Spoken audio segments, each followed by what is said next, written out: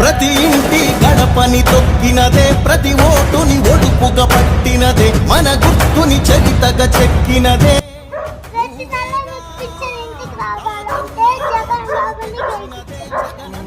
రాజును చేసినదే, నిరుపేదల రాతలు మార్చినదే, నువ్వే